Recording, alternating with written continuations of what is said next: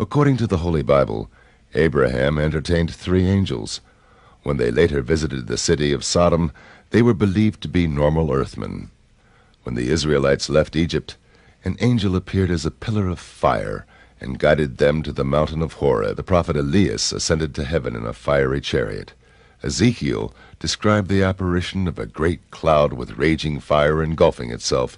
In its midst, like the color of amber, also from within it came 4 living creatures. They had the likeness of a man. St. Paul reminded the Hebrews that some have unwittingly entertained angels.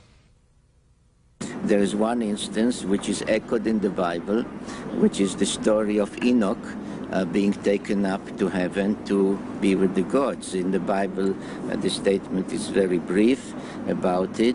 There's much more about it in the so-called books of Enoch, of which we have 2 versions that describe the voyage, actually 2 voyages. One time he came back to earth, another time he was taken to be with the divine beings. And this is really a version of a Sumerian tale, in this particular case of a person called Enme-Duran-Ki, which is a title given to him after the abduction or visitation, which means the master of the bond between heaven and earth. And it specifically says that, among other things, he was taught the secrets of mathematics, the secrets of the calendar, and the secrets of the movements of the planets. It is said about Imhotep, the inventor of the hieroglyphs and architect of the first pyramid of Egypt, that he was a student of the Watchers who came down to earth in their celestial boats. Further references to these cosmic messengers are offered in the Vedas, the sacred scriptures of ancient India, which belong to the oldest written records in the history of mankind. According to the Vedic literature, there are many different types of human-like beings living within the universe, and they're all descended from an original common ancestor. According to the Vedic writings, there has been communication between human beings and other types of human-like beings throughout the universe for thousands and thousands of years. This used to be, in fact, more common than it is now. According to the Vedic literature, we're now in a period called the Kali Yuga, in which communication between humans and higher forms of life is somewhat curtailed. So actually the idea is that this communication was much more extensive in the distant past. Why did these contacts take place? Well, there's the ultimate question of purpose boils down to the question of what is the ultimate purpose of life? Why did this universe come into being in the first place? The basic concept that you have in the Vedic literature, starting in the middle basically of the explanation, is that you have living beings who have spirit souls. The soul is the essence of the being, who are in a state of ignorance. These living beings are situated in bodies made of the material elements. And because of these material bodies, they don't understand the true nature of the self. So there's an evolutionary process whereby, through experience in the material world, in different material bodies, one can gradually elevate one's consciousness. So life on Earth also is a school, so to speak, in which living beings take bodies of human form on the Earth to undergo certain experiences which in due course will elevate their consciousness. So the purpose of communication from higher beings in the universe is to aid in this process, to give people instructions which will ultimately enable them to attain to a higher platform of consciousness. So the idea is that on the Earth, people are basically living in a state of ignorance, but from time to time, beings from the higher systems within the universe will come down to the Earth and transmit spiritual knowledge to the people here on the Earth. So in this way you have different religions developing. Of course, that's a very complex process because once knowledge is transmitted to this earth, then people begin to do things with that knowledge. And so you can have the development of different religious creeds and so on and so forth. In 1952, Lord Desmond Leslie, a celebrated fighter pilot of World War II, nephew of Sir Winston Churchill and scion of the oldest Irish nobility, wrote the first book about these obvious parallels between modern-day UFO sightings and descriptions in those ancient Indo-Vedic writings. I was in a friend's library, and we were waiting. There was nothing to do, so I just suddenly saw this book. Or rather, it seemed to jump out of the shelf at me. Atlantis and Lemuria, written in 1890 by Scott Elliott, published by the Theosophists, with maps of Atlantis and descriptions, and all taken from the astral, the Akashic record. And it was very exciting. The thing that interested me most was the description of their flying machines, which it said was circular and glowed in the dark and could move very quickly on this free energy. And they were called Vimanas. And that got me going. I said, now wait a minute, these sound so like these flying saucers we just heard about. Remember Captain, wasn't it Mantell, Ruppelt Mantell, the chap who first saw them and described them like flying saucers. So I decided I'd do a bit of research. And I went to the British Museum Library, especially the Oriental section, where I got out the whole of the Mahabharata. Lovely English literal translation by Pratap Chandra Roy. No florid, just straight literal. And each chapter luckily had a summary. You know, there are about 20 volumes, and I waded through and picked out everything about these Vimanas. I just couldn't believe it, that the ancients had had them and that they'd been in contact with space people. And it said by means of these wonderful craft, the star people can visit Earth and we can visit the stars. And then it described them in Tibet as like pearls in the sky. You couldn't have had. Well, then I read on, and there was things about wars in ancient India, and some of the weaponry they used, with able to make three-dimensional images of a false army. Hologram, surely.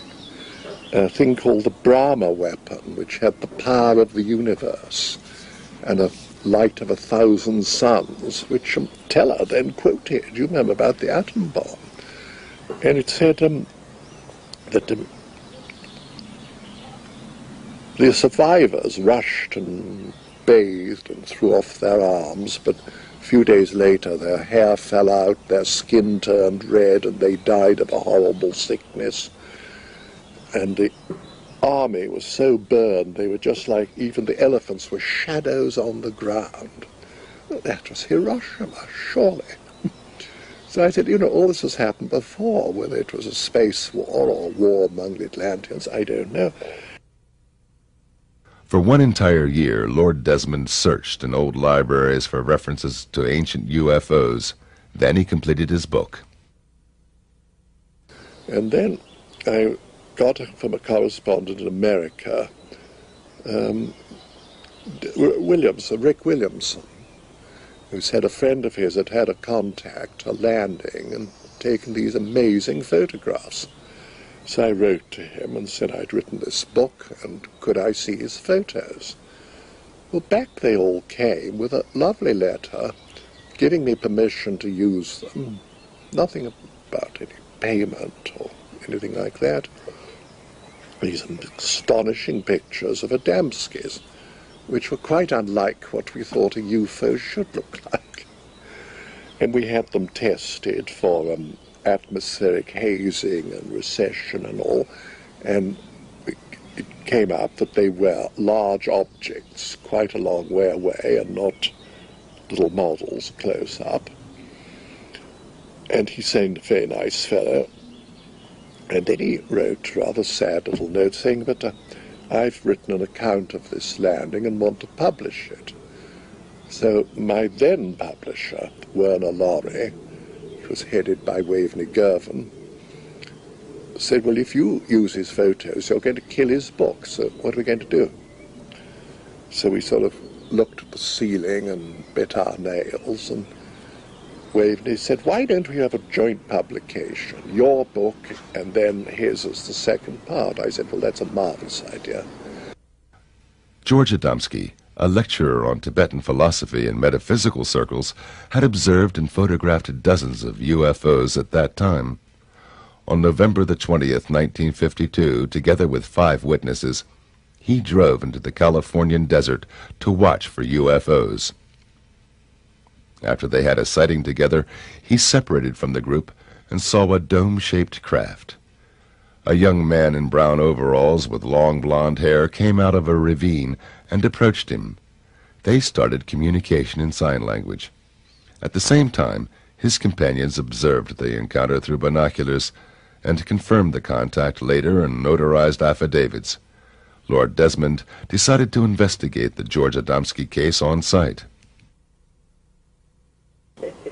Well, and I eventually got over to America at a time when you couldn't take any money out of England, 1953, and met this amazing man.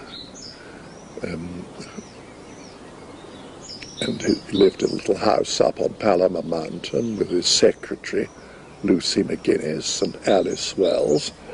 They were very hospitable. Making a little money hadn't affected him. And he was an incredible fellow. You know, he would sometimes really annoy you by telling you the most absurd things which you knew weren't true. And at other times he'd come out with such profound wisdom. Are you going to be able to filter this off? And you talked to him, you asked him? I have, more or less on gestures and mental telepathy, as it is known, talk transfer. He does not speak. I mean, He didn't at the time, but I have met him since, and he does speak very well English as well as in the other language. Did he tell you where he came from? Yes, this time he told me he was from Venus, although I have met men from other planets as well. And you had to sort of dig information out of him. Now, perhaps you remember the first contact. He said he took photos, and they all were burned or didn't come out because of the UFO being so near. I asked him if he had the negatives, and he dug them out, and they were black. But I held them up against the sun, and you could see the UFO. It was there. But it needed a lot of light to see it. He hadn't spotted that. He also hadn't spotted that all the proportions of it were in perfect golden section. A lot of little details like that. Now, I asked the 2 ladies, Lucy and Alice. They said yes, they'd seen him talking to the spaceman, and they'd seen this flash as the UFO took off. And they also earlier, as he described, saw the big mothership. And that was chased away by a lot of American planes. You know, it just took off and went off. 4 years later, the U.S. Air Force project, Blue Book, officially confirmed that indeed one of their pilots chased a UFO on November the 20th, 1952 over Desert Center, California, precisely where Adamski met the spaceman. And the other thing that worried me was the footprint of the Venusian in the sand, because it was all sort of gravel, that desert. So he directed me so I could find the place. And I read the book, and it said the visitor kept rubbing his foot into the ground. And I did that, and under the gravel was beautiful sand, and I left a perfect imprint of my own feet. So that was true. Later, Adamski claimed he was contacted by extraterrestrials who are living among us unrecognized. They invited him to fly with them into space. Aboard a huge cigar-shaped mothership, he had the opportunity to take a look into outer space and onto the moon. He wrote a second book about these experiences, Inside the Spaceships. Then he described to me a thing, mind you, this was 1953-54, how he saw these fireflies in space out of the UFO window, which then, 1969, the first moon trip, you know, Glenn sees these fireflies in space, exactly like Adamski. He told me there were 3 asteroid belts. Well, I believe they found a second one somewhere beyond Neptune. And he said there's another beyond Pluto. We wait and see. And he told me how when he was on the big mothership, they had this amazing, amazing movie. I've never seen anything like it. All the images, there was no screen, and everything happened all around you. Well, that was a hologram. But you know, no one had seen a hologram. They hadn't been invented.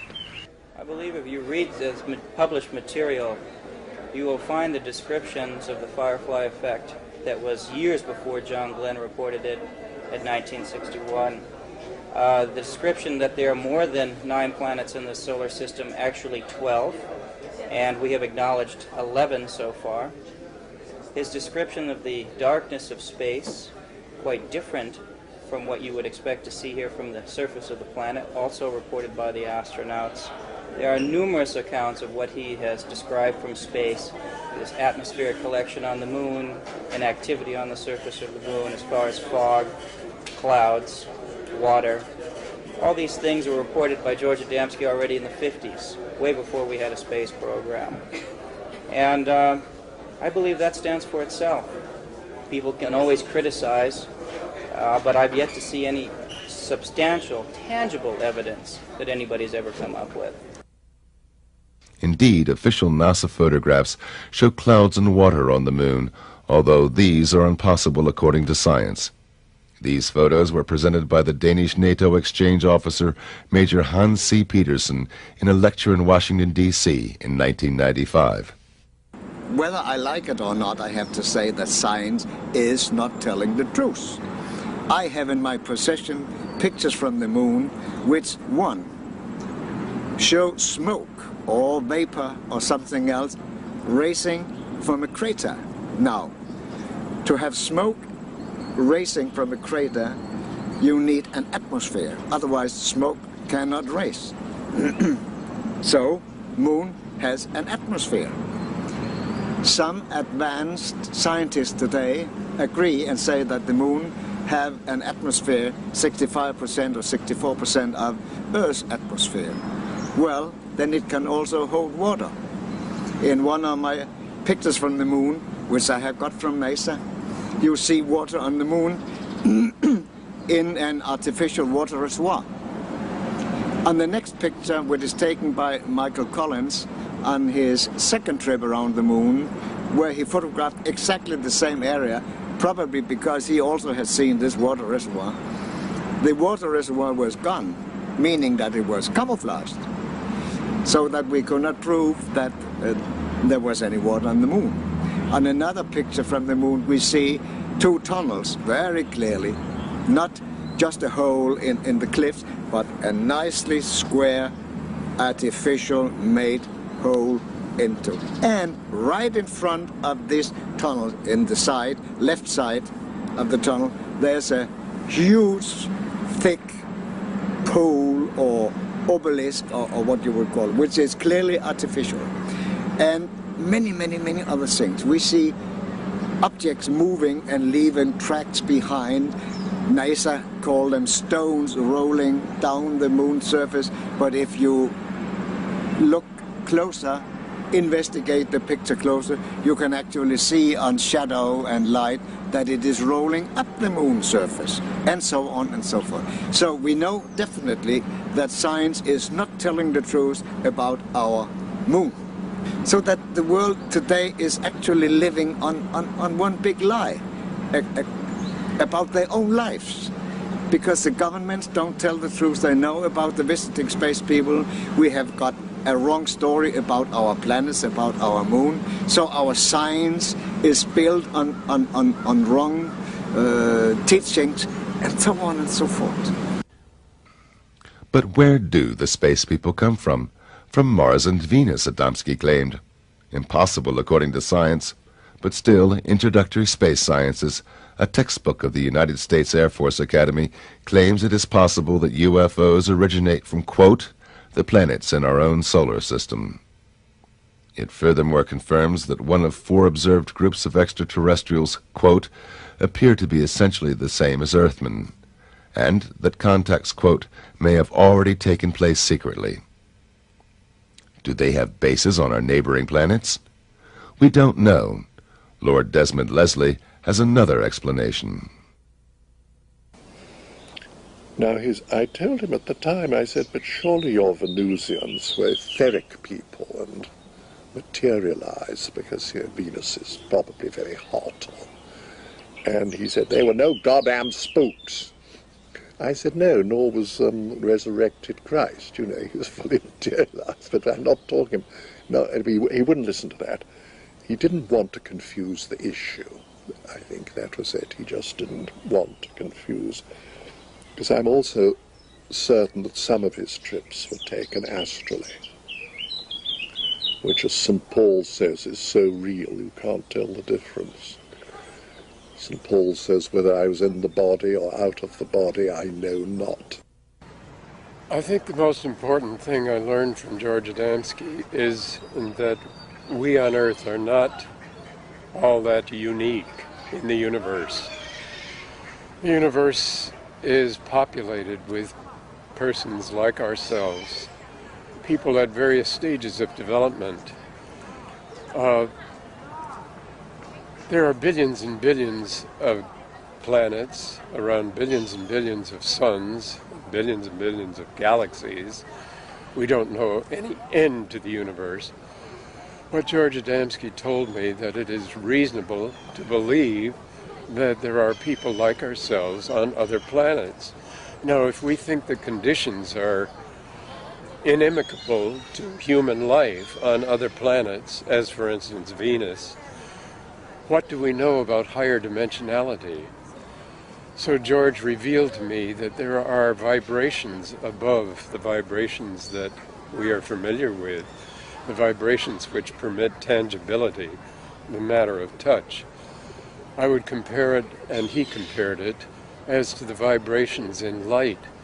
We have a spectrum, for instance, ultraviolet on one side, infrared on the other, where the vibrations which we are familiar with in the center.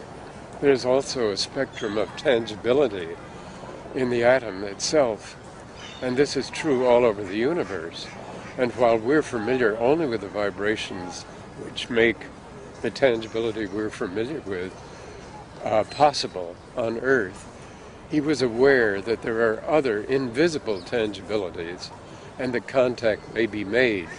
This ties in with the whole religious history of angels, for instance, from other places, of demonic creatures from other places. The universe is so much more complex than we had any idea of. He revealed to me this type of a universe. Adamski's books were published worldwide, and shortly afterwards he established a global network of friends on all continents.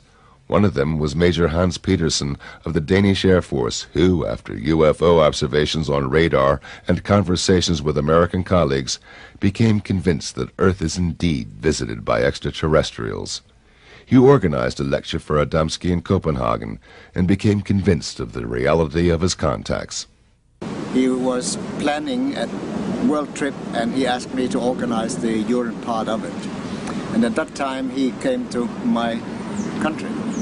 Now, at the day of his arrival, my son, Lars, and I went to the local airport to meet him.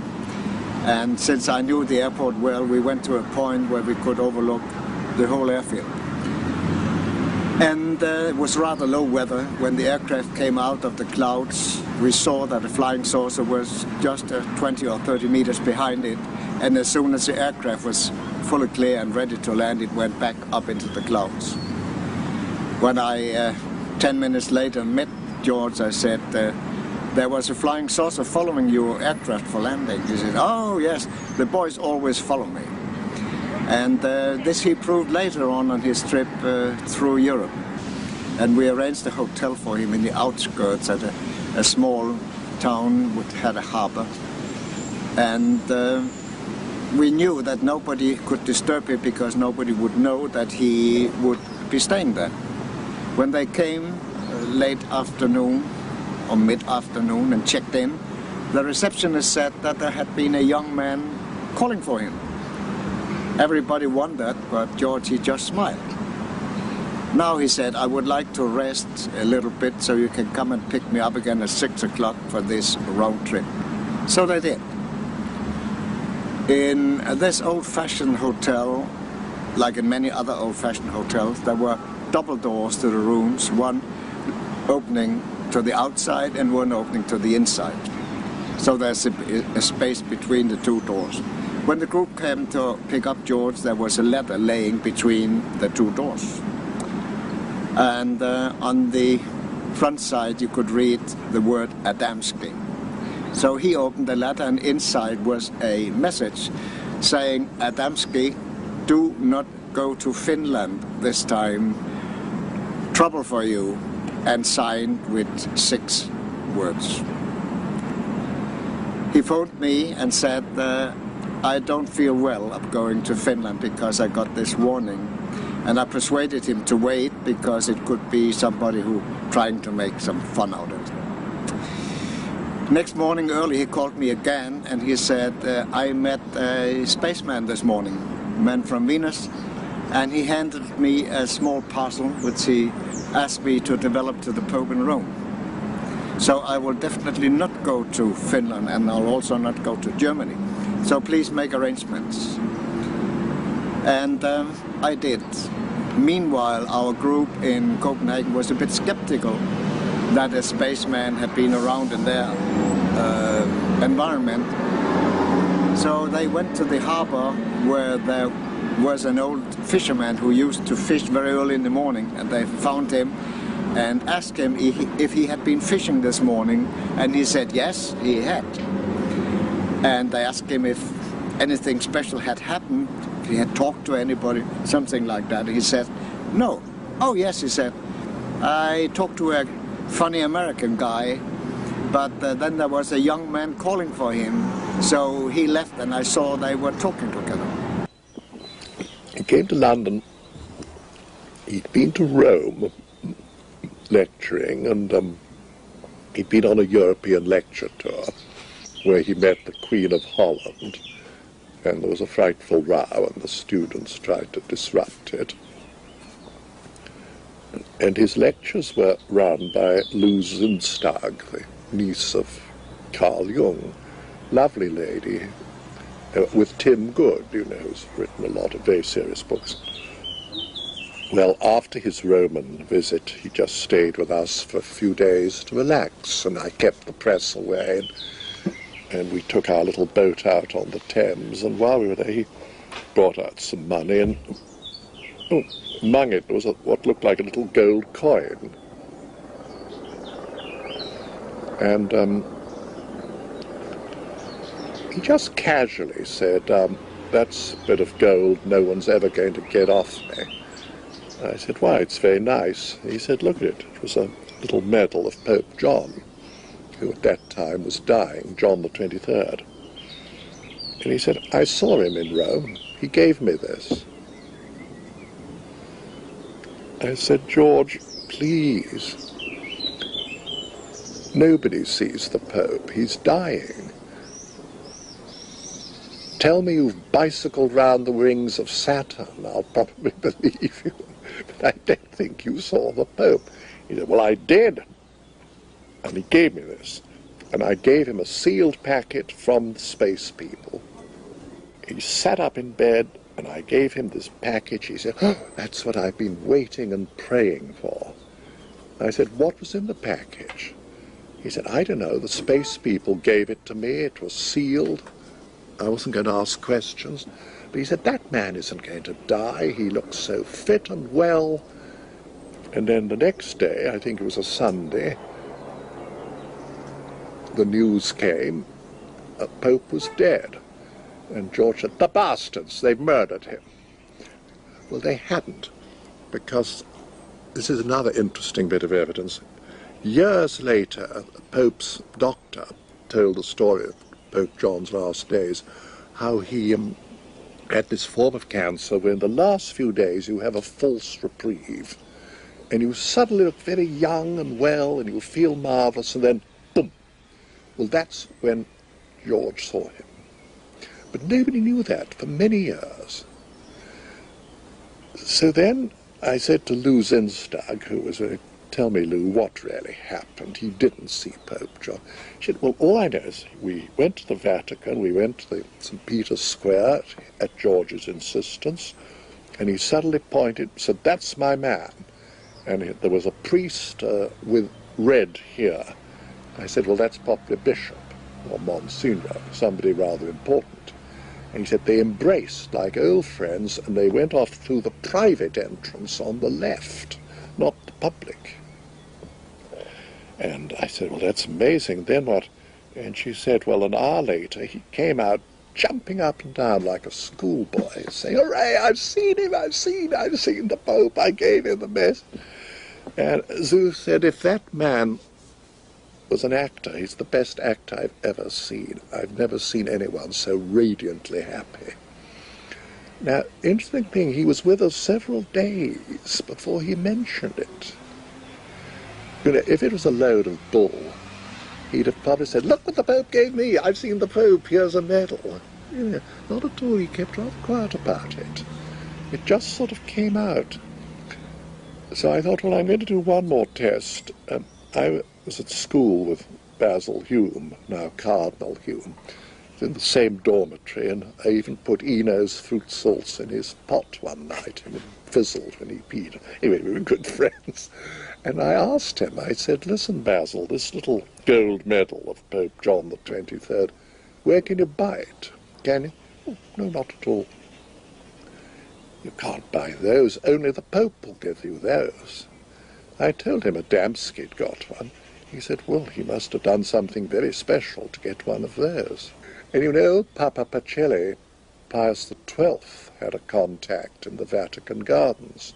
He said he met two angels, well, okay, Venusians, and they told him there was a wonderful future ahead for our world. George Adamski's meetings with the Pope and the Queen of Holland were not his only encounters with the mighty ones of this earth.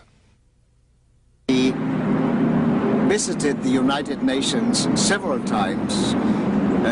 Once I know for sure he was invited by U Thant, the General Secretary at that time, and he spent a full day in the United Nations, and as he said afterwards, I stayed there for one full day and I talked to a lot of people. George Adamski told me that he was able to enter any department of the government in Washington, and he showed me his ordnance pass, which enabled him to do this.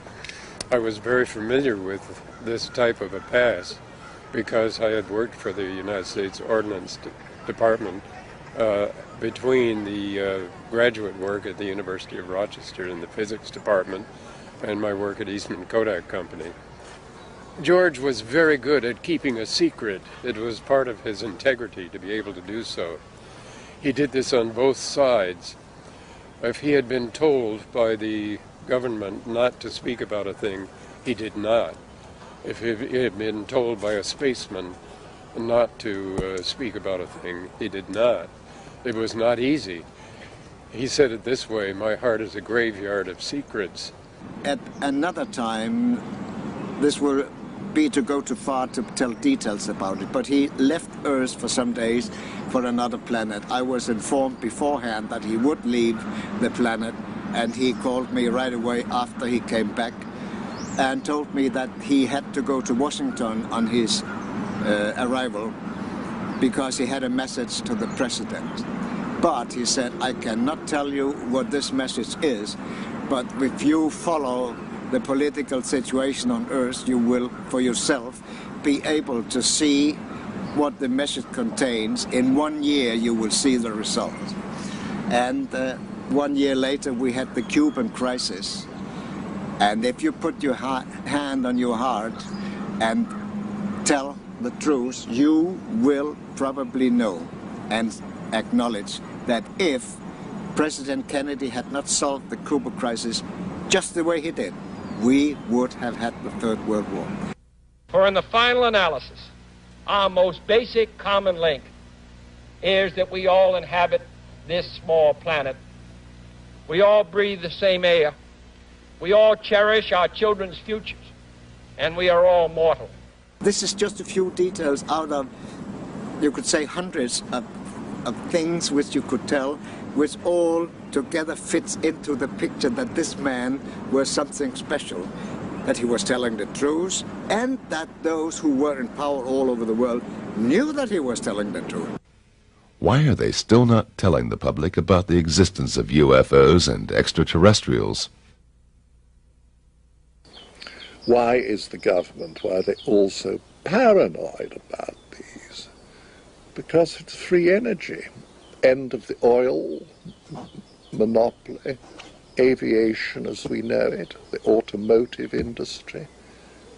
For something much better, but, you know, they won't get their greedy little hands on it. So they'll get any lengths.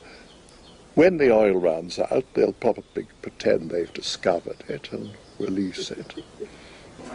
We have a great deal to lose, both politically and economically, by the type of acknowledging that the fact that they're here. They propulse their craft by electromagnetic energy. This is free energy. It radiates from every planetary body, and it costs nothing. Free energy, you wouldn't have to pay your light bills, gasoline for your cars, any of this, etc., etc. And we as a society, we as a world, function on the consumption of petroleum. We literally, if we stopped using petroleum, the whole world economic system would cease to exist. The type of chaos that would result, the people who control the power have no intention of letting that go. That's one of the reasons. There's also religious reasons as well, because some religions teach that there's nothing up there. And when they have to start acknowledging the fact that life is a universal manifestation, then we have to rethink some of the statements we have. And we're very rigid in our minds. We don't want to acknowledge anything different or change. I think you can see that in the political climate here in the United States today. Glenn Steckling, a U.S. airline pilot, controls the heritage of the UFO contactee today. The son of German immigrants, became a witness of UFO sightings and encounters in his childhood, as did many others in Adamski's vicinity.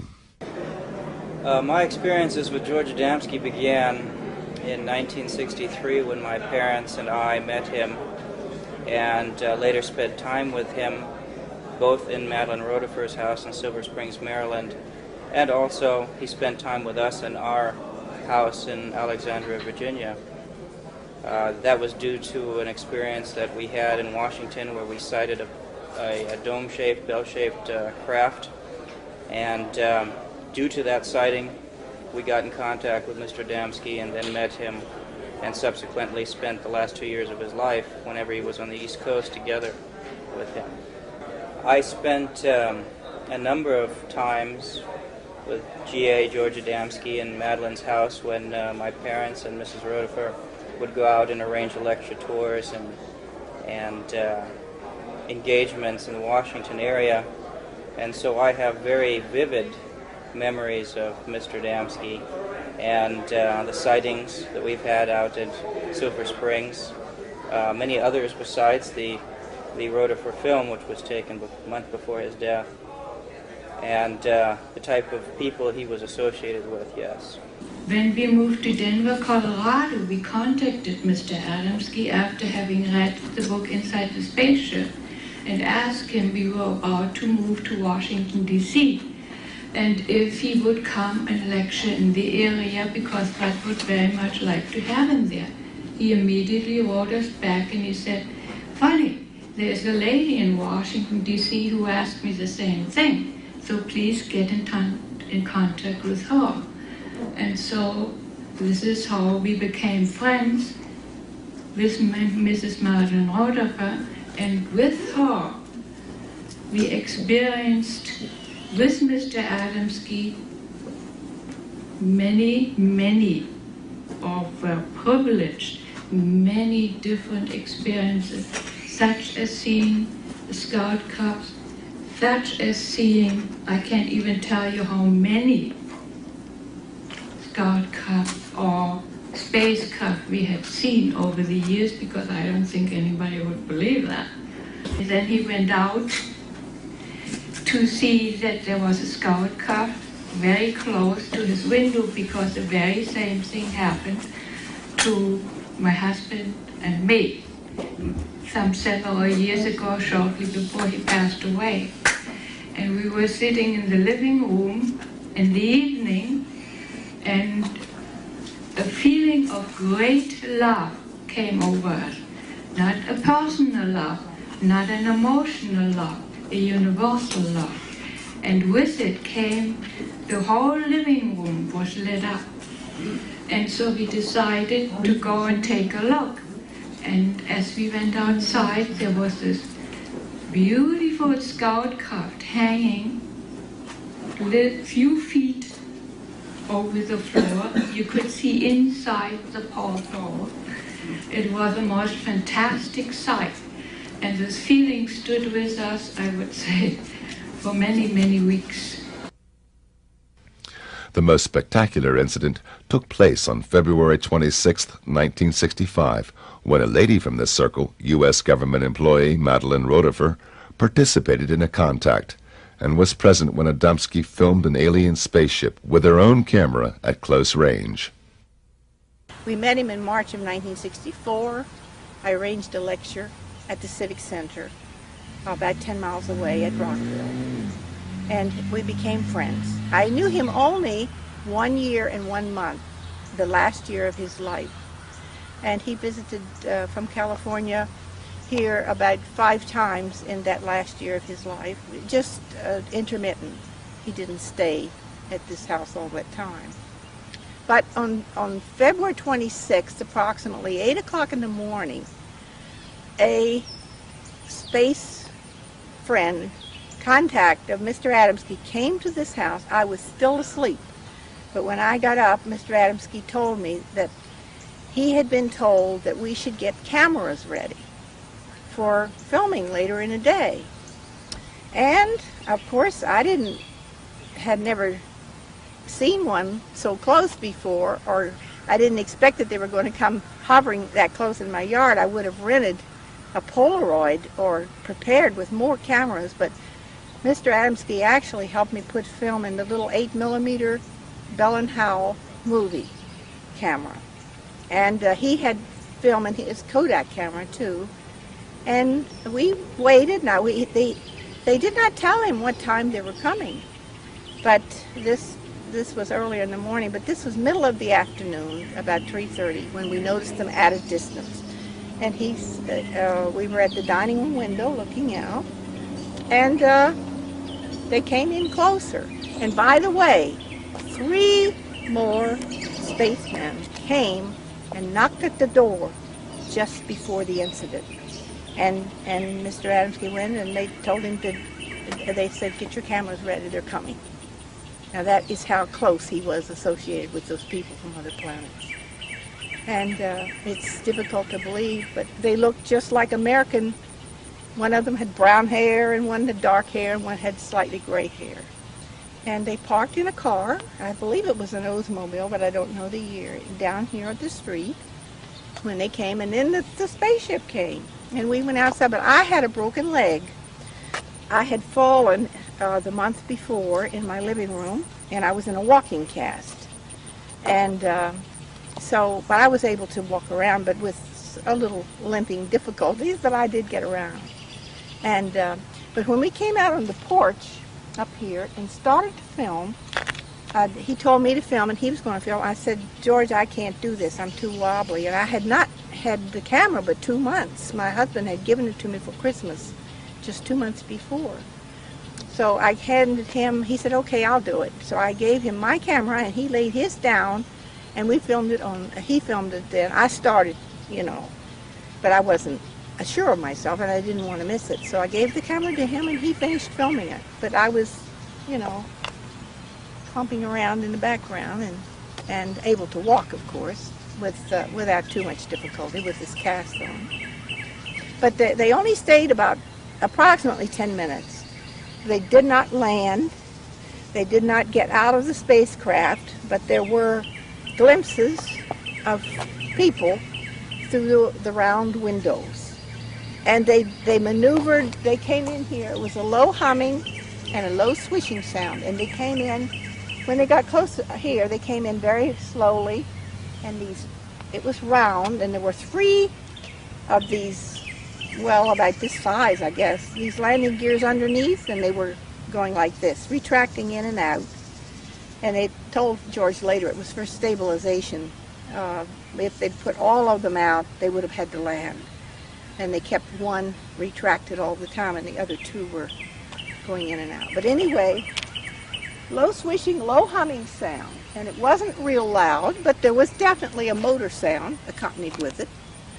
And it was a brilliant royal, between a royal and a purple blue in color. It was a beautiful blue, and deeper blue than this. And it was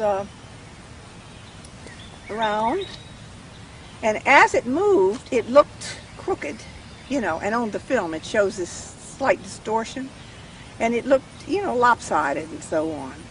But they were moving and putting on this performance for Mr. Adamski to back up, you know, his efforts to get the world leaders to tell the truth about the visitors from other planets.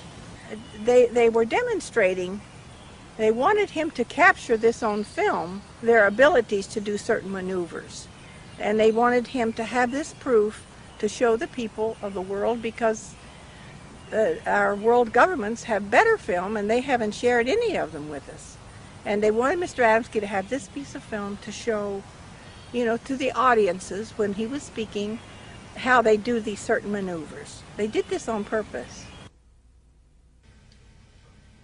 William Sherwood, an optical physicist of Eastman Kodak, known as the father of photoelectric testing used in the optical industry ever since, analyzed the rotifer film in the Eastman Kodak laboratories in Rochester, New York. I analyzed the film frame by frame. There were 182 frames.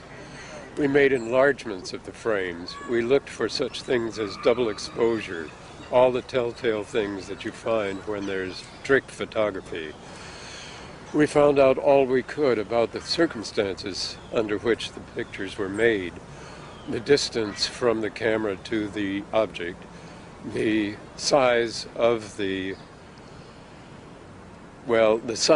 image. We didn't know the size of the object, but we derived the size of the object from a knowledge of the size of the image, the focal length of the camera, and the distance at which it was photographed. I could tell by the branch of the tree where the object hovered just where it was photographed. I went to Madeline's house. I paced off the distance. I knew exactly what the parameters were. I derived a value of 27 feet for the size of the object. I remember just how well this formula worked out. It's a triangular formula. The focal length of the camera was 9 millimeters. The distance was 90 feet. The size of the image was 2.7 millimeters. Therefore, the size of the object had to be 27 feet. You'll find this in Timothy Good's book. There were other factors. We brought them all to bear. There were instruments we used, which we had available in the laboratories at Eastman Kodak Company. These included densitometers, photometers, projection devices of all sorts, electronic devices, everything that you could name that you could use, telephotometers, and so on. The electron microscope, I believe, was used by a man at Kodak Park. Everything pointed to the conclusion that the objects in the film were true objects, unknown objects, not model objects, and that it was taken by Madeline exactly as she told us it was. People with experience, to call upon the experience of those who had concentrated on the photographic film and reproducing pictures, meant more than anything else. It is not just my opinion, it's the opinion of all of the experts. One of these experts was Colonel Coleman von Kivitsky, founder of the Audiovisual Division of the Royal Hungarian General Staff, who worked as a film expert for the United Nations during the 1960s. Medellin Rodefer short 8mm sequence filmed on a flying object in front of her house above the trees are genuine. I was personally on the location and I verified the distance where the UFOs were flying and all the necessary environmental circumstances which excluded any kind of faking this movie film sequence. Madeline Rodefer was a medical secretary or a nurse at the United States Government Air Force. Madeline Rodefer presented a movie film at the Air Force. I think so, that was the Project Blue Book. When that would be fake, I don't believe that an employee of the government would show a fake movie film to the really high authorities of the United States Air Force and the Project Blue Book, where are real professional people, you know, and expert on the motion picture film and especially on the amateur film. Bob Oechsler, a robotics engineer and former mission specialist of the NASA Goddard Space Flight Center in Greenbelt, Maryland, is also convinced of the Rodefer film's authenticity. He believes the flight pattern indicates an energy field which enables the disk to maneuver independently of terrestrial gravitation. The individual images as they came up clearly showed something that you could not see with the naked eye in looking at the film or even looking at the individual prints under close scrutiny, and that there was a haze, if you will, a very tight haze, almost like a fuzzy outline around the craft itself on the image. Now, this, of course, compared to the trees that are visible in the film, which were crystal clear and very well in focus. In other words, you have a very sharp contrast. You immediately might be concerned about the possibility of capabilities of double exposure, which is, of course, very difficult to do with film.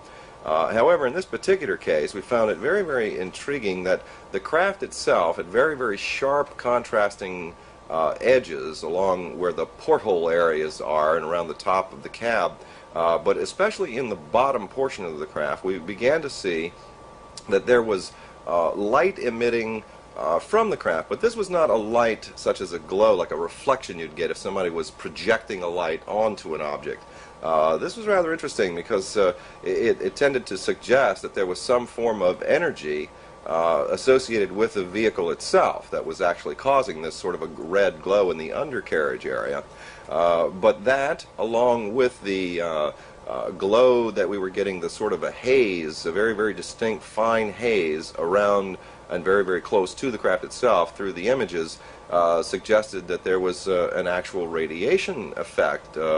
Almost, I guess you could liken it to a mirage effect. People are fairly familiar with when you ride down the highway during the summer and you look across and you can see the heat rising, and it tends to distort images that were behind the mirage. Well, this is very similar to the effect that we saw on this object, suggesting several things. One, that you were actually looking at a three-dimensional object as something that was superimposed onto the film.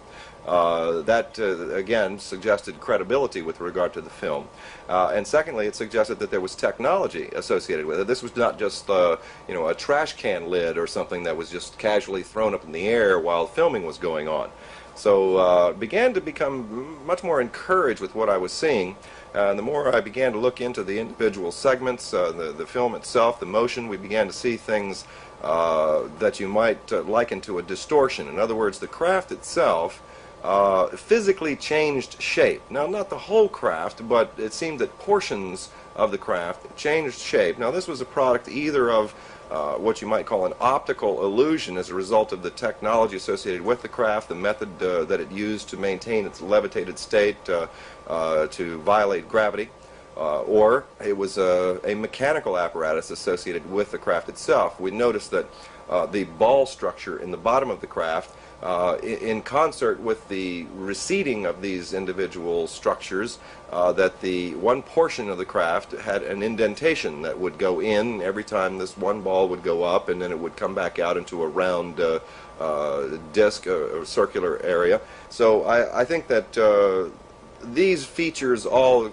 collectively, more than anything else, and even more than the testimony of Madeline Rutherford herself and the historical testimony of George Adamski prior to his death regarding this particular event, all tend to suggest that we are probably dealing with an authentic case. And I think it's time that perhaps some researchers of historical value would probably want to go back and take a much closer look at the George Adamski case in its entirety. There were many attempts to discredit him, all of which I feel have successfully failed.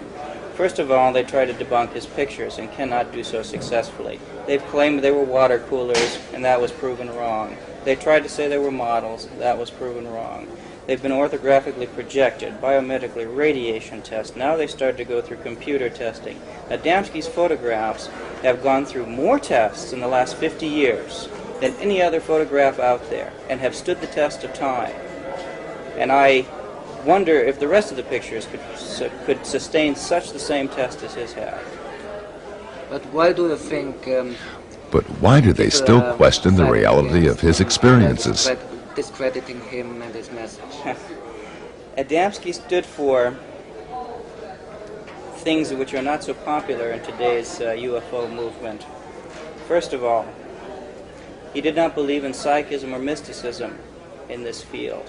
He felt that that belonged in a different field that had nothing to do with UFOs, because these people come from worlds where they believe in the meaning and essence of life. They don't believe that something else, whether it's the stars, whether it's a future, or anybody else is responsible for their actions. They are responsible for their actions. And so this type of information is what people tend to attack on Adamski. And he was not attacked by the officials as vehemently as he is by the rest of the people in the UFO field, because they feel threatened by the type of information he gave them.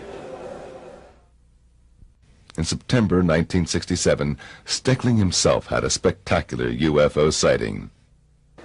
In 1967, my father, mother, and I were on lecture tour in Germany, and we were traveling from Mannheim on the train, and we witnessed, along with the passengers on board this train, a armada of what we would call spacecraft or UFOs appearing and disappearing above the train, I'd say around 10,000 feet. And my father, with his 8mm camera, filmed the sequence of these craft, and as the film rolls, you can see the crafts appear and disappear in formation, and you can see the motion of the trees moving by as the train is in motion, so the craft are behind the trees, not in front of it. And it's quite an interesting piece of film. It was reported in the newspaper the next day, the German newspaper for that particular area. On our way back from Schifferstadt to Frankfurt, we were able to film a whole armada of spacecraft flying over, I would say, very clear to and very near to the Frankfurt airport. This film and all of Mr. Adamski's film we took as we returned to Washington, D.C., and my husband wrote letters to NASA, to the Pentagon, and offered them the chance to look upon the films which were available. We got invited to all of the organization, to the Pentagon. We got invited to NASA. And during the conversation that we held with NASA, we had 22 scientists present. And none of these scientists ridiculed what we had. In fact, they were not even interested in the scout craft because they told us the size of it, how they fly, and with what they fly. These are some of the films George Adamski took by himself. He shot this one in Mexico. A cigar-shaped craft hovers over the street. Adamski took this film through the portal of a spaceship. It shows a white disk in Earth orbit. In another film from Mexico, a luminous telemeter disk moves in front of a bush. Behind the bushes, we recognize the dome of a landed scout ship. That he was telling the truth was very easy for me because I got confirmation through sightings I had on my own. George had a lot of sightings, and he told us how small reconnaissance objects, not bigger than a tennis ball, looked. He told us that there were some even larger. He told us there was reconnaissance object with a crew, normally 3 normal-looking people and 2 robots. He told us there was big motherships who carried the flying saucers into the atmosphere before they released them. He told us about objects, underwater objects which could fly in space or dive. And he told us that they could dive into the water without any sign of disturbances on the water. Even if the water was completely still, it was diving just like on a trick film in a movie with behind a mirror or something like that.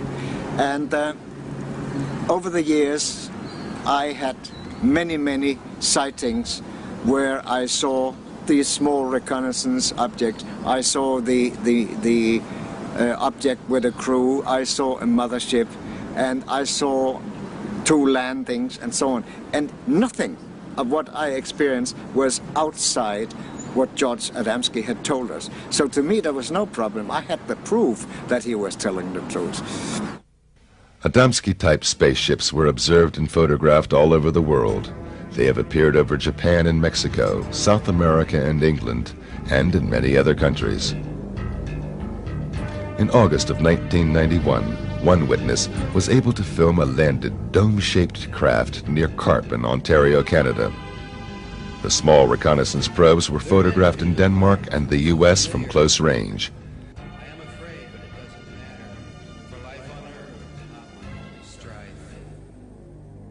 In the south of England, Stephen Alexander filmed a telemeter ball flying over a cornfield in 1990.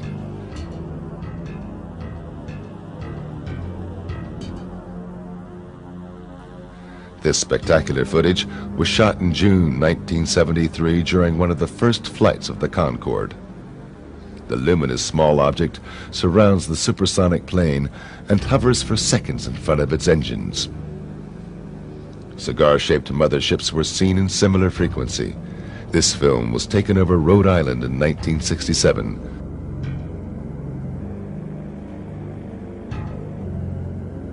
This photo was taken over Texas in the same year, or over Lake Onega in Russia in 1978. These films were shot in 1980 over Hagen in the Ruhr area of Germany.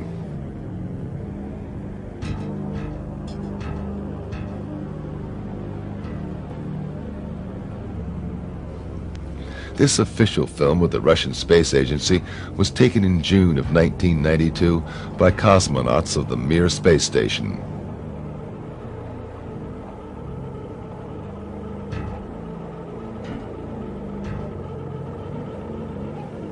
An identical object was photographed in June 1966 by U.S. astronaut McDivitt aboard Gemini 4. Hundreds of witnesses saw this cigar-shaped craft in April 1990 over Krasnodar in Russia.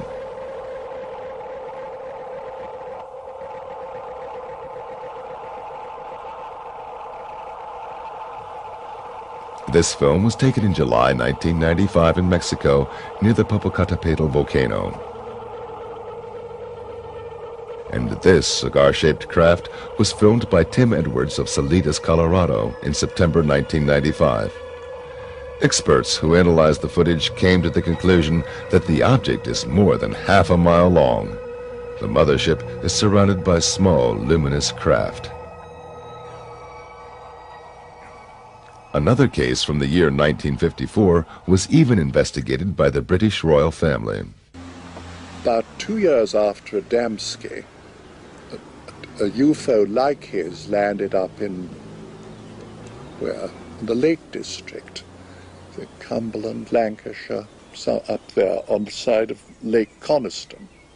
And two small boys, Stephen Derbyshire and his cousin, took a little photograph, 2 photos of it. And in the second photo it was moving and it was distorted, just the way, you know, a golf club appears to be curved. They used to think it was bent. It wasn't. It's the movement of the film. And we compared them on orthographic projection to Adamski's, and they matched perfectly. So Prince Philip actually wanted to see them, and they were sent. I arranged it through the Queen's Secretary, Sir Boy Browning, who was a very nice man, and husband of Daphne du Maurier, who wrote Rebecca, and a great war hero. and they were taken. But the deal was no press, no inkling. And the press begged me. They even said, look, just nod and we'll give you £1,000. Well, I mean, today I suppose some arsehole would have sold the whole story, but, you know, in those days a deal was a deal. So they met him and they told their story. Finally, Lord Desmond encountered a spaceman by himself when Adamski visited England. He was going to lecture in Bath, and again he was staying with us. This was an earlier visit, not the one with the Pope, it was earlier. So I took him to Paddington Station, and the sequence of events is quite interesting. It was a very grey, dull, dark day, okay? A porter took his bags. I said, get this gentleman a first-class seat. Yes, sir. So we went. So the porter chose the seat, not us. We went into this first-class carriage, with one other man sitting in it, with this marvellous silver-gold hair, beautiful blue suit, and dark Polaroids. Why wear dark Polaroids, you know, on such a dark day? Apparently they don't like our light. And he radiated, I don't know what, he just had such an aura that I was almost knocked over.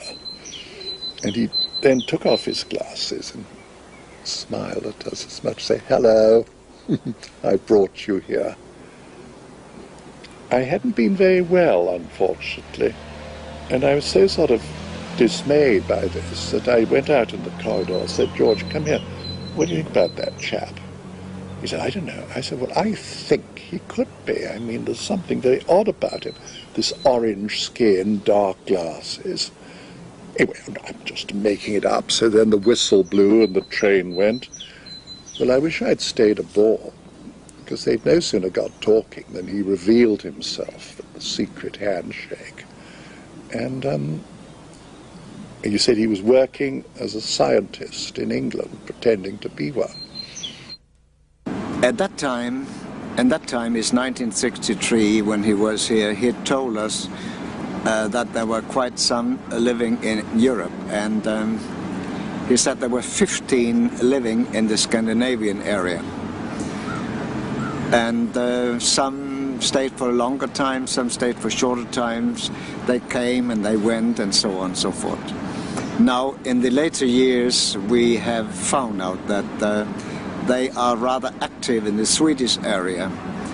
And 2 days ago, I had a lecture in a society inside the United Nations called SEAT.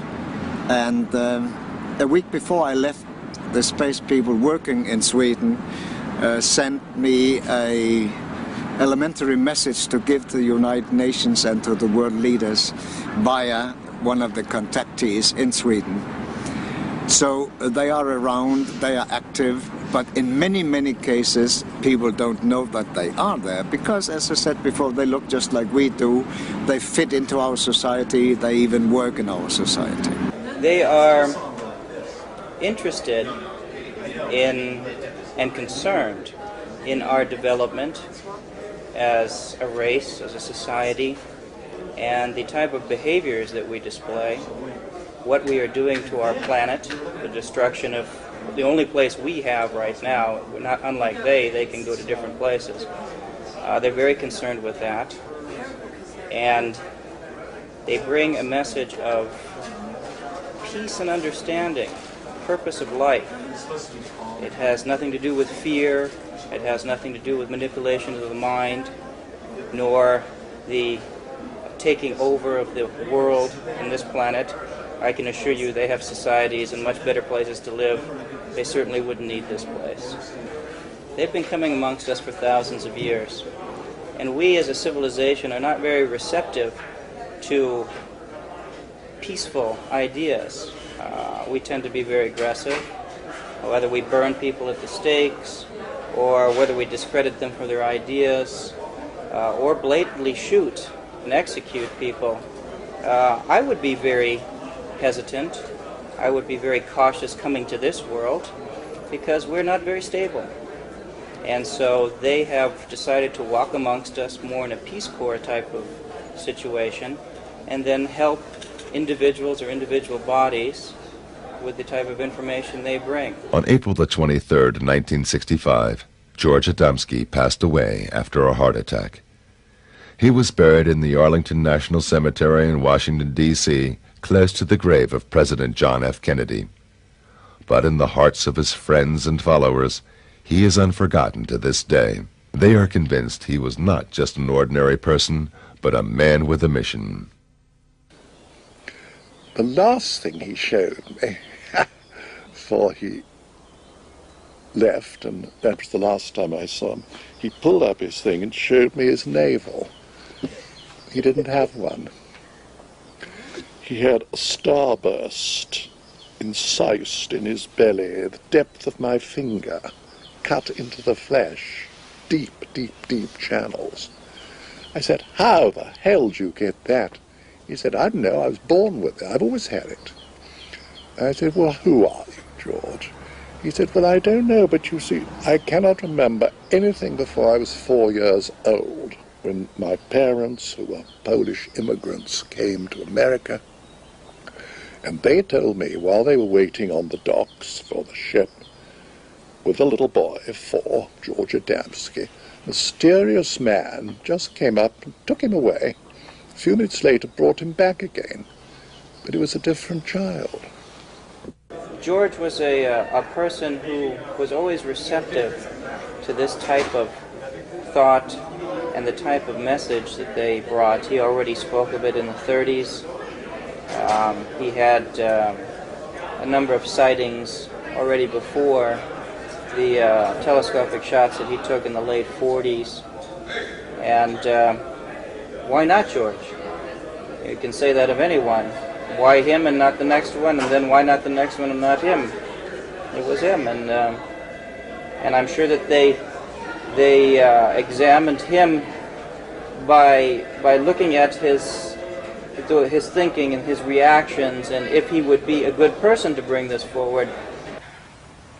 He was genuine. You could feel truth and genuine friendship. He was friendly, and he was not an actor of any kind, he just wasn't. He was sincere and honest, and you could feel the honesty and the warmth from him. And he was enthusiastic and very happy about this film, because this would help to silence some of the critics. And he was very happy about the film, and he definitely and he had a sense of humor. He definitely had a sense of humor. Otherwise, he wouldn't have been able to withstood all that barrage of questions from some people for hours and hours on end, and sometimes it got a little argumentative too.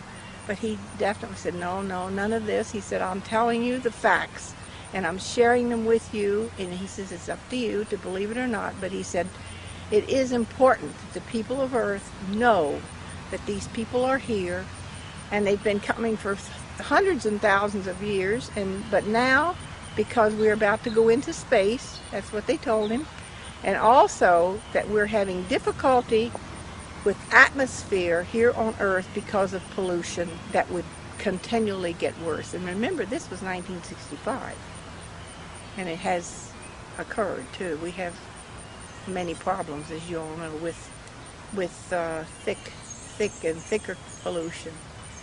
George Adamski was not the only contactee. Shortly after he went public, others followed and claimed that they had similar experiences. Some of them were charlatans and cultists who spread messages of salvation and tried to deceive the gullible with cheap fake films or discredited the true contactees. But others had genuine experiences. The American rocket technician Daniel Fry claimed he witnessed a UFO landing near the White Sands Proving Grounds in New Mexico. He was invited aboard and received a message for mankind.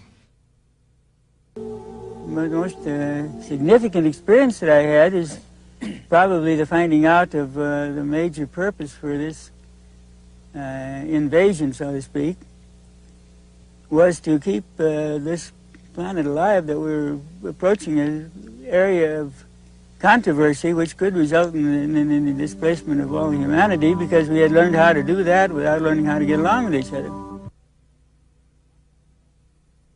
Later, Fry shot some films of unknown flying objects. Contactees and UFO enthusiasts met regularly at the giant rock in the Californian desert, at the site where contactee George von Tassel claimed to have met space people, and where he later built, allegedly under their instruction, the Integraton, a generator to reactivate human cells and to charge them with cosmic energy, as claimed by von Tassel.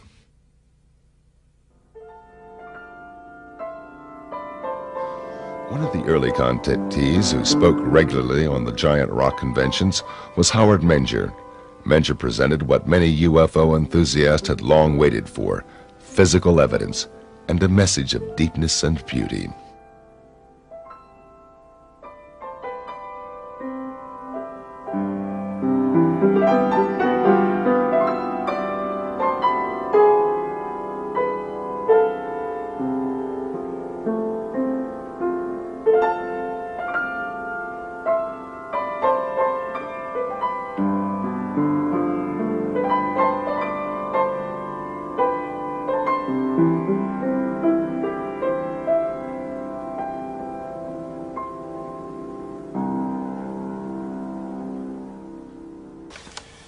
I was inspired by a trip to New York State in the Catskills. I was on my way up there under some kind of control. It seemed almost like the wheel was moving by itself. I know it sounds strange, but it's true. And I reached an old cabin in the woods, and inside there were what I considered to be aliens. They were not from this world, as far as I could see. They're very angelic people.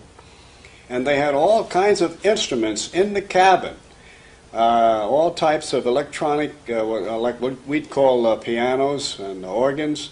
And on the wall, they had a 1-inch thick 2x2 television screen. And they could move it anywhere they wanted to. I think we're getting that nowadays. We're getting into that now, 35, 40 years later. But I went in there and they showed me the instruments, the musical instruments, and I expressed the wish that I wished I could play the piano. And they said, well, maybe we can help you. I don't know what they did, but I could sit down after that visit to the cabin, after meeting these wonderful people, and I could play anything by ear. I think it all began when I was very young, approximately 10 years old, in the early 30s, when I went up into the woods, as I often did, and saw a beautiful lady on a rock with a stream going by. And I was really surprised, because first I thought it was one of the farm people, because there were farms nearby. But this woman wasn't dressed in a farm outfit. She was dressed in beautiful, flowing gown. And she had long blonde hair and gold-colored eyes. And she seemed to be waiting for me, as though she knew I'd be there. And when she spoke in perfect English and a beautiful voice. And I was only 10 years old, but I want to tell you, this was quite an experience. She was like an angel, like talking to an angel. And she seemed to know all about me. And she mentioned some things that would happen in the near future. She departed almost like a vision, just disappeared. And I went back home. I didn't talk about it for weeks. Not even to my brother, who often went up in the woods with me. We saw discs in the sky, my brother and I, during that period, that same period. And as time went on, some of the things that she had predicted were coming true. They continued from the girl on the rock right on up to the very significant ones in 1956, when the craft came in. These huge 40 to 50 foot craft, and they carried these beautiful angelic aliens. And of course, at first I wasn't ready for any of this. No cameras, no recording equipment, no witnesses. But after that, I prepared myself with cameras, witnesses. I had witnesses. I was taking a movie on one incident in 1956 in Highbridge, New Jersey, where a craft was coming in. It's in my new book, the Highbridge incident. The pictures are in there. And the craft is coming in, and I'm taking a colored movie, 8mm movie of this. I have several witnesses from the local area, and also a federal agent from the Bureau in Newark, New Jersey was standing right next to me. I was filming a craft coming in. The door opens when it landed, and two men got out. One went to the left, one went to the right, and then a beautiful lady got out. But she had a type of spacesuit on. And she walked toward me, and when she got about 25 or 30 feet from me, she didn't say a word. And she touched something shiny on her belt. And that shiny thing got bigger and bigger and bigger, and finally enveloped her whole body to where I could see her body as a light form. And then it disappeared. And I was really surprised. I yelled back at the craft. I said, "Where did she go? Where is she?"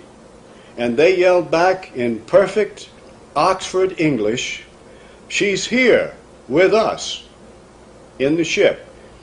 So evidently their technology has taken them into some type of teleportation, which we haven't approached that yet. Our scientists have not approached that yet, that I know of. And so evidently they have mastered time, motion, and energy in some way. Shortly after that, the two men went in the craft, the door closed, and it silently rose and left the area. I only have parts of it and slides I made from the original. The Federal Bureau of Investigation, the Bureau out of Newark, New Jersey, took the original film. As you know, there is a definite government cover-up for three reasons: political, religious, and scientific, and for national security. Indeed, Menger had hundreds of eyewitnesses at that time. Psychiatrist Dr. Berthold Schwartz spoke with about 40 of them and became convinced that Menger's contacts were real experiences. Well, living in northern New Jersey, where I practiced medicine for many years, I used to hear years ago on the radio Howard Menger on the Long John Neville show. And I was quite interested, to put it mildly. How could someone make these statements and make all these claims and these other things going on. Then, of course, reading about it in the papers. And my patients would ask questions, people across the board, straight Americans. So one thing led to another, and then by fortuitous luck or whatever, coincidence, I met different people that were closely associated with Howard, leading citizens, not just average Joes, good, solid Americans. And they had quite a story to tell me. So the ball of yarn started to unroll, and I became more and more involved in who this man is, where he's coming from, how do you explain these things. One man himself was quite a well-known inventor. He knew Howard's family. Another one was a leading reporter for the highest circulation paper in northern New Jersey, who happened to be a classmate of my roommate at Dartmouth College years ago. So I had a contact there. The fellow opened up. He did a whole series of stories. And he said, I don't know this thing, but Howard is truthful. He's telling it as it is. The story never changes. It's the same way. And in that town of Washington, New Jersey, I interviewed this high school principal. At that time, I interviewed a blind lady, but a very refined woman of some note locally. And she told me quite a story with another teacher, and a physician. Oh, gosh, you name it. Another fellow lived in the south part where they have all the hunting, and he kept on the moon potatoes that Howard had, so-called, the specimen he picked up wherever he was, out in space, who knows. But these people swore by him. They told some extraordinary stories. What did those eyewitnesses see? What did they describe? Well, I remember once, of course, the craft or whatever they are, the lights in the sky and the landings in the field, the great sociological, psychosocial significance of thousands of people present.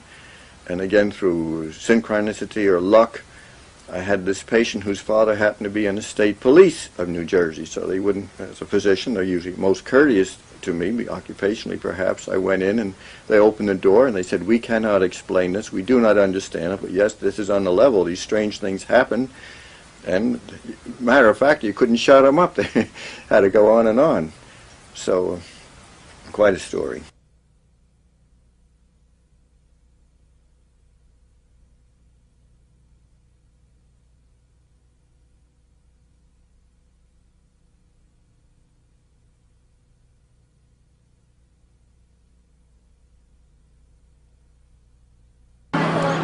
There were people that said they saw lights in the sky and things that darted very fast that didn't look like a helicopter or a plane because it moved too swiftly.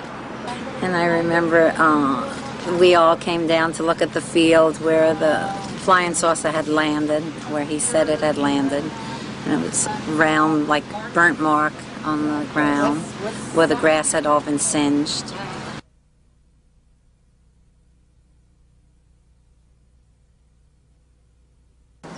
And in the 1950s, a young high school boy came to me and said this man was taking them up in the wood and showing them lights that glowed.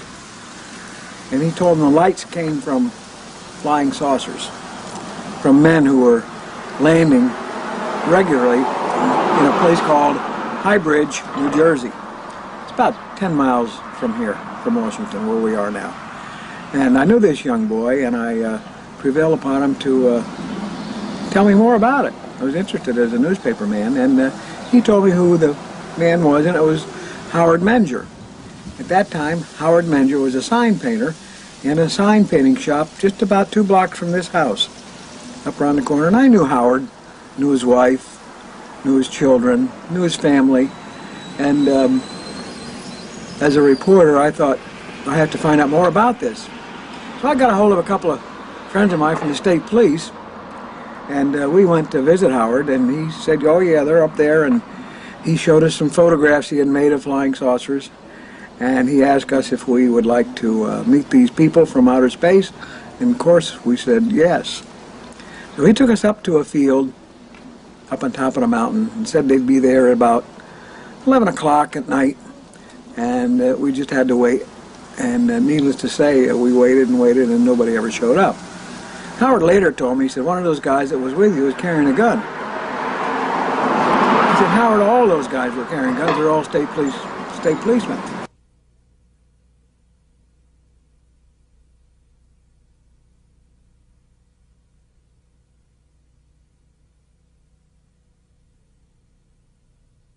one evening, he advised me that there would be a sighting he believed, so I took a girl I was dating at the time, whose name was Dorothy, and a friend who worked for my father. His name was Richard Barry, and he was repairing televisions for my father. He was a student, I think, of Princeton at the time.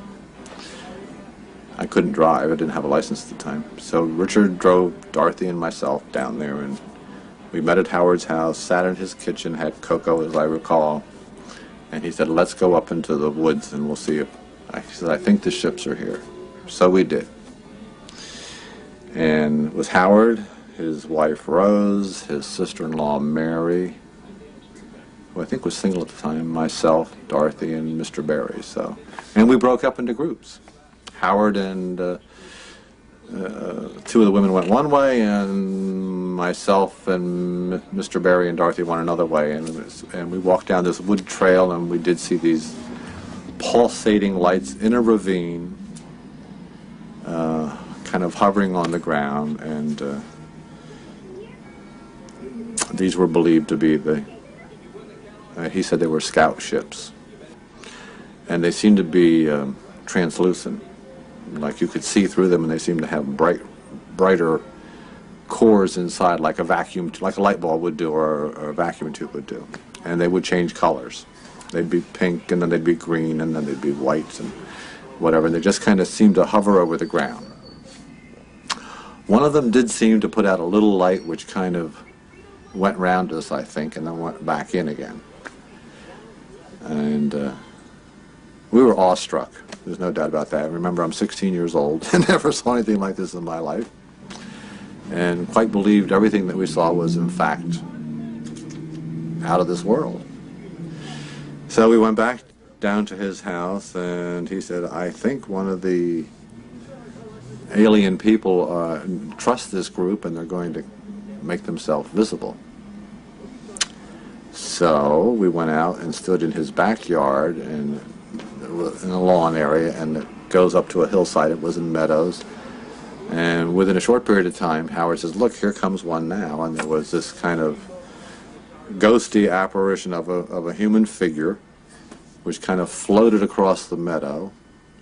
I remember he kind of went over a fence, kind of just floated over a barbed wire fence, and came near to us, but not that near that you could distinguish any features. I'm talking maybe several hundred feet.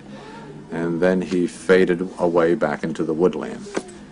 And that was it. And we went back to the house, and we were just like, whoa. Greatest thing that ever was. Another incident I recall vividly, Augie Roberts, the photographer who was documented so much of this from the early days forward, was once at Howard's house, where Howard was, just after a whole series of exciting events out in the field with the craft landing, whatever the thing was. And Howard was alone in the house. Augie knew that. And yet Howard was carrying on a conversation with another voice. Now, unless Howard is the world's greatest ventriloquist, which to my knowledge he isn't, Augie said, what is going on here? One of the curious who wanted to see firsthand what was behind Menger's contacts was the young journalist, Constance Michels. She was so fascinated by the young contactee that she fell in love and married Howard Menger in 1958.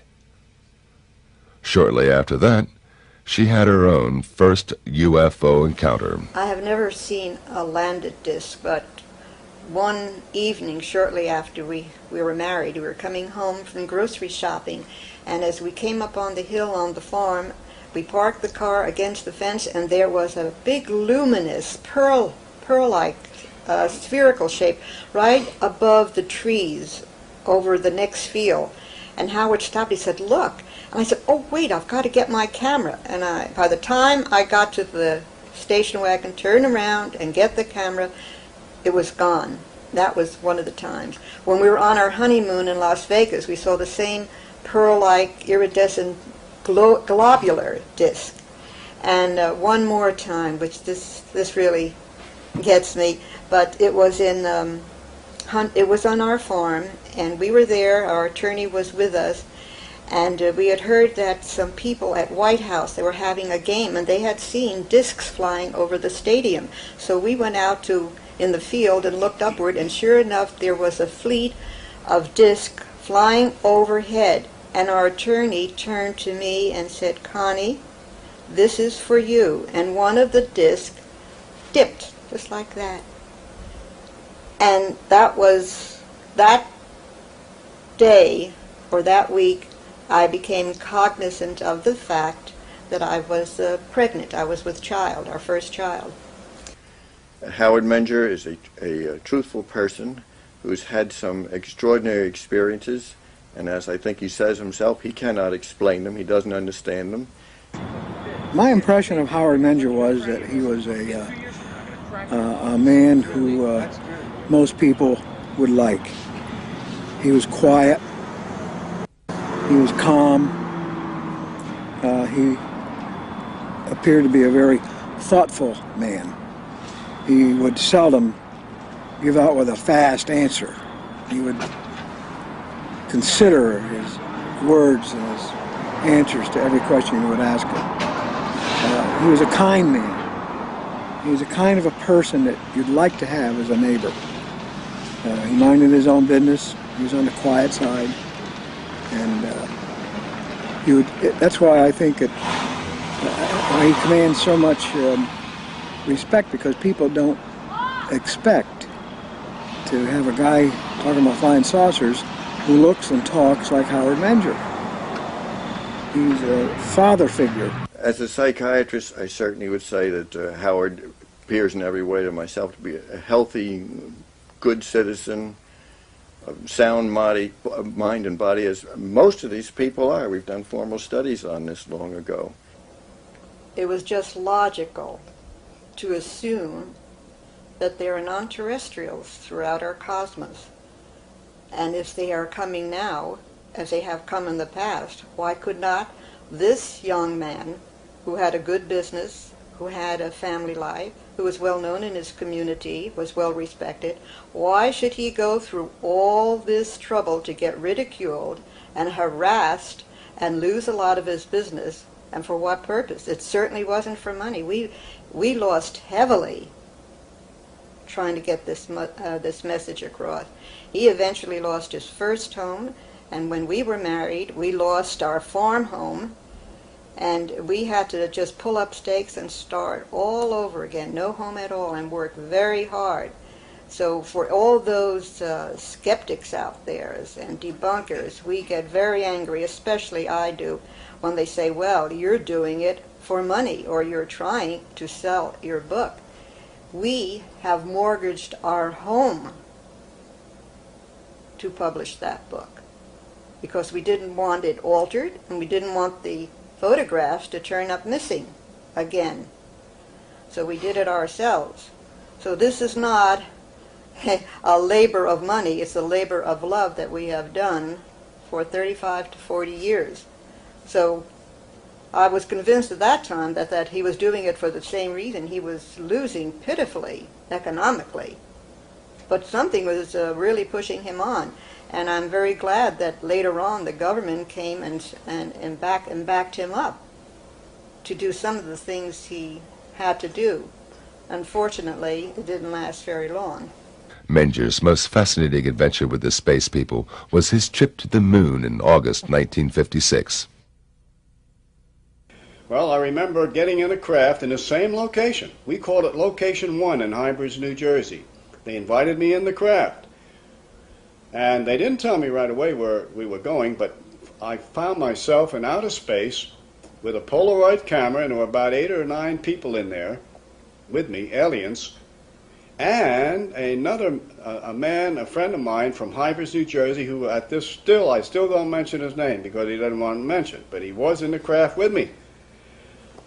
Went to school with him.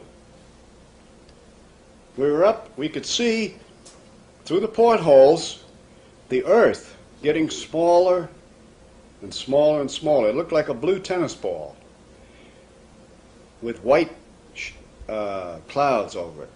Finally, we could see the moon approaching and getting larger and larger through the portholes, and I took pictures of the moon on the other side of the moon, where there's a line between the light and the dark, and there was like a small city there. And our government knows all of this. They know it all, but they're keeping it from the public. Time is very difficult when you're flying in these aircraft. For instance, there's something I did notice on the moon trip.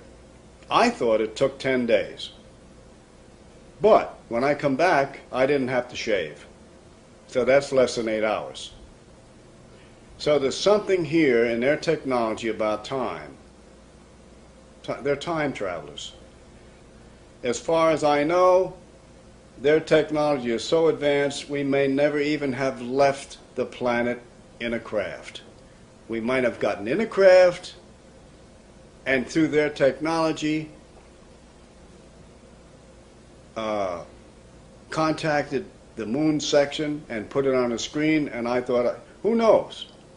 They're so far ahead of us that I really don't know. Any time that he came back from what he called a contact, he seemed to be very elated, very happy and elated, and just bursting with happiness or goodwill.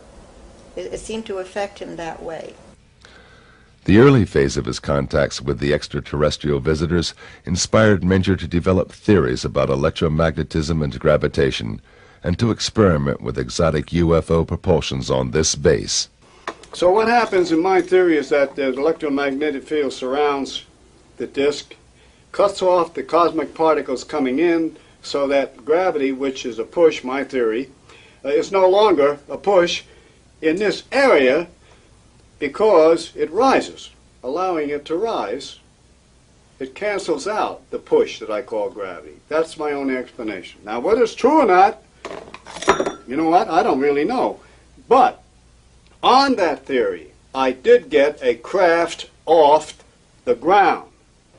1951 was when things really happened, because I built an anti-gravitic electrodynamic propulsion 4-foot radio-controlled craft, which looked like a flying saucer. And I flew it quite a bit around Hybrids, New Jersey. And one time in the afternoon, it got away. My controls, I lost control of it, the radio control. And it went up about 500 feet and then went west. And I was pushing buttons like mad, and it just didn't respond. It got away. And there goes approximately, today's dollars, $60,000. Now, in those days, money, a dollar was a dollar. And it took me 2 or 3 years, a period of that time, to come up saving that kind of money and buying the parts to build a craft like that. But it was successful because 2 weeks later, FBI agents came out of Newark, New Jersey, to my shop in Washington, New Jersey. I had a machine shop and sign shop there. And they said, Howard Menger? I said, yes. They said, well, we want to tell you that your craft crashed, and they showed me the pieces, on the Ohio-Pennsylvania border, which is several hundred miles from Hybrids, New Jersey. So that's, and it crashed. I don't know whether it hit a tree or what happened. And they traced me from the parts. I bought these parts in electronic shops and hardware stores on Route 22 in New Jersey, and they went to these stores and traced it down. And they're very good at this, and they came right to my shop and said, stop, don't do it again, keep quiet. You will be visited by some representatives from the Pentagon. They are interested in the propulsion system. So, by the time in the late 50s, they kept coming back in this and that. Now, I didn't put a lot in the book about this because they said not to. But in the 60s, they didn't have a contract, as you spoke of, but they did sponsor me to go to Colorado Springs and actually build, in cooperation with 80 other scientists, engineers, and all types of men who knew what they were doing, build a between 40, 50-foot craft and it flew successfully. And we were shushed up, none of us could talk, and it was a wonderful experience, all paid for by the government. I have a picture of a Mercedes-Benz that the government paid for me to travel back and forth, Colorado Springs and High Bridge, New Jersey. The deal with the government had its price. Menger had to leave the UFO movement completely. Yes, they did silence me. I silenced voluntarily because of national security, which was their biggest reason. And being a patriotic citizen and a veteran of the United States Army intelligence back in World War II, yes, I did keep quiet for security reasons. Because in those days, the Soviet Union was at odds with us. They were our enemies. And they didn't want this technology or any of this out for fear that it would get in the wrong hands and used against us. For a time there, we had to give it up entirely, any contacts with UFOs and Howard was gone so much of the time. He was involved with the government, which isn't it's very difficult for the family. I want to tell you, when you're dealing in intelligence work, it's very difficult for wife and family because your husband can't tell you exactly what he's doing or where he's going or when and if he's coming back. And that's all left up to conjecture, and it gets to be very uncomfortable at times. And however, that was resolved eventually, and Howard decided to give it all up and just devote his time to me and to the children and to his work until such times it would be more appropriate for us to talk about his experiences and our experiences together. But his life, his thinking, still was overshadowed by his experiences with the space people. They even influenced the life of his children, Heidi and Eric. Deeply. Yeah, the philosophy was probably the best thing they gave me anyway. I think it's given me a good open-mindedness and a good stable foundation. That's probably the best thing, if anything, that they gave us. It gave me the niche to my music because I'm a musician and I went through all types of music from Baroque, opera, jazz, modern music, and the only way I really found the way I wanted to go was through the faith that I have in it. It was really from the core of our family that I got that faith.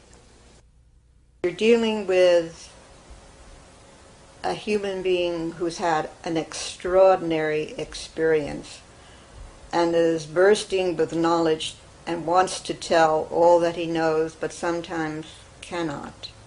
And it leaks out over the years, and persistent questioning and going over the events very carefully, trying to remember what I call parables that the non-terrestrials told him, trying to figure it out ourselves, what they meant, what the knowledge was, and realizing that it was we who had to do the searching and find out what it all meant, that we were not going to be given a textbook for aliens. We had to figure it out ourselves. And when we finally did, we found out that we had it in us all the time because we've been seeded by our non-terrestrial ancestors. So it was there. It just had to be probed, which means that we didn't lead an average, normal, everyday life. Although we did this to maintain family, our minds were always probing and always interested in reaching into that exciting field of non-terrestrials and what it really meant to us as humankind, because there's more to us than one can ever imagine. When the space people ended their contact with Menger in 1958, they left many unanswered questions. Well, they left. The original angelic people that I talked with years ago in the 50s, in the 30s, The Girl on the Rock, and then the 50s, and the many trips in the craft. They said that they would be back in 2012. That they go in cycles, but I believe that they are time travelers, and that they have bases on Venus, Mars, and many other planets. I asked them once, well, where did you come from? And they said, we have just come from the planet you call Venus. Well, that doesn't mean they're Venusians. They're travelers. They might have a base there. When our astronauts went to the moon and they came back, they were not moon men. They traveled there and back. They were Earth people. So who is to say where they come from? The one thing I'm sure is, almost sure, they don't come from this planet. And they're way ahead of us in political, scientific, and religious understanding. I asked them, why are you here? Well, are you here to heal people or solve all our problems and blah, blah, all this? He said, no, it is against our universal laws to interfere in any civilization which we descend upon. Your record, your history shows that your advanced civilizations have advanced on lower civilizations and have destroyed them. They've been here thousands of years ago when there was oceans where there is now land, and where there was then land, there are now oceans. And when they come back, the civilizations have gone down, disappeared, like Atlantis and some of the others. They come back to check on us. They are our ancestors. They helped us to rise up from Homo sapiens to where we are now, to a thinking human being who can make tools and who invent technological things to help humans live a better life. They said that they have laid down laws thousands of years ago that most of them are in our scriptures today. Various Bibles all over the world, holy books all over the world have come, they said, from extraterrestrial contacts, because they were considered gods in those days and looked up to and worshipped. We even made statues that looked like them. And so they said, all we have to do is read our scriptures, live the life it recommends in the scriptures. All the Bibles all over the world said, thou shalt not kill, don't kill. Don't covet your neighbor's wife, don't do that. Love thy neighbor, do that. Moses, Buddha, Jesus, all said all of these things. They were contacted by these aliens, angelic beings also. Connie Manger believes that there is a strategy behind the proceeding of the extraterrestrials, a program to educate us step by step. The alien receptiveness program is to gradually make us aware of our birthright, but it has to be a very slow process, and the memory of who we are and what we are is locked in our mythology, it's locked in our ancient scriptures, it's locked in ancient books, it's all over the world. If you will collate the information, you will see the pattern emerge. However, we have to go very slowly because the memory of that has been obliterated from most of humankind. And as a matter of fact, we may have been a quarantined planet for a long stretch of time.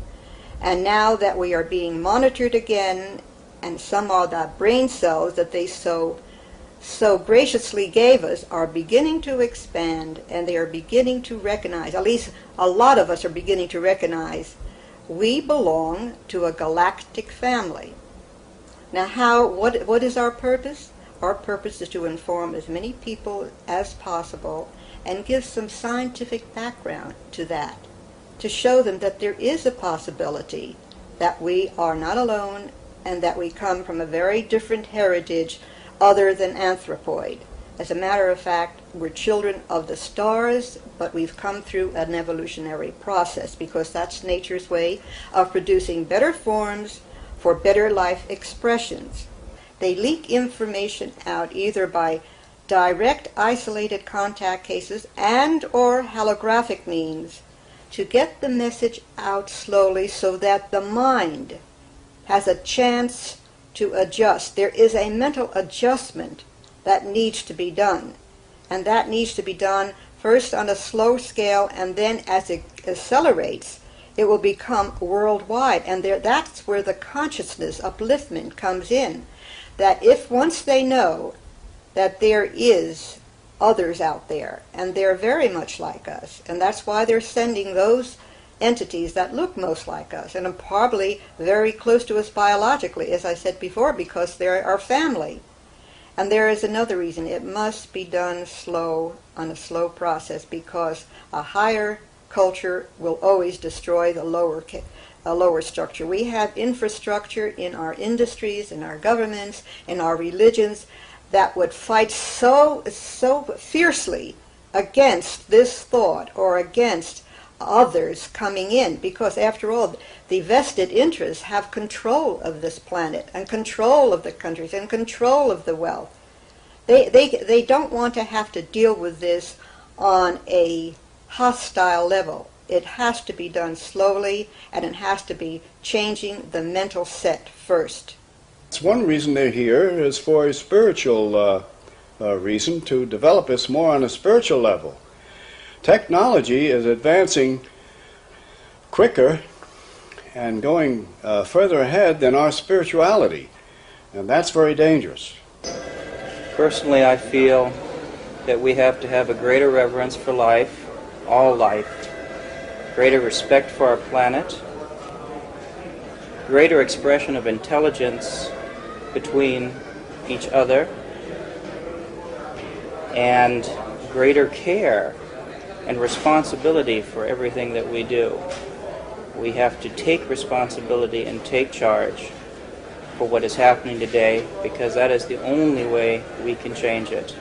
And once we do these things, we become, I wouldn't like to use the word worthy, we become more receptive to contacts with other people.